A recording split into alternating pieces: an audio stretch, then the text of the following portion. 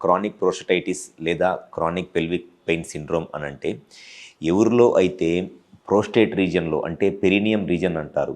మగవాళ్ళలో సెక్షువల్గా ఈ ఇన్ఫెక్షన్స్ రావటానికి ఒక మెయిన్ రీజన్ను అన్‌ప్రొటెక్టెడ్ ఇంటర్‌కోర్స్. ఇది ప్రోస్టేట్ అనమాట. ఎవరిలో అయితే ఈ ప్రోస్టేట్ పార్ట్‌లో డిస్కంఫర్ట్ పెయిన్ అనేది ఉంటదో, అంటే ఈ పెన్నిస్‌కిను, టెస్టిస్‌కి ఈ మధ్యలో ఉండే ఈ ఏరియాలో చాలామంది నొప్పిలాగా, డిస్కంఫర్ట్‌గా, అనీజీగా ఫీల్ అవుతూ ఉంటారు. ఈ పార్ట్‌లో, ఈ పెరినియల్ పార్ట్‌లో ఈ డిస్కంఫర్ట్, అనీజీనెస్‌కి ఒక మెయిన్ రీజన్ను ఎయిదర్ ఈ ప్రోస్టేట్‌లో ఇన్ఫెక్షన్ ఉండటము, లేకపోతే ఈ సెమినల్ వెసికిల్స్ అంటారు. ఈ సెమినల్ వెసికిల్స్‌లో ఇన్ఫెక్షన్ ఉండటము. ఇది మెయిన్ రీజను. యాక్చువల్‌గా వాళ్ళ ప్రాబ్లమ్‌ని చాలా క్లియర్‌గా కూడా ఎక్స్‌ప్లెయిన్ చేయలేరు చాలామంది పేషెంట్సు. ఏదో సార్ అంతా పెన్నిస్ కింద, టెస్టిస్ కింద డిస్కంఫర్ట్ లాగా ఉంటుంది, అనీజీగా ఉంటుంది.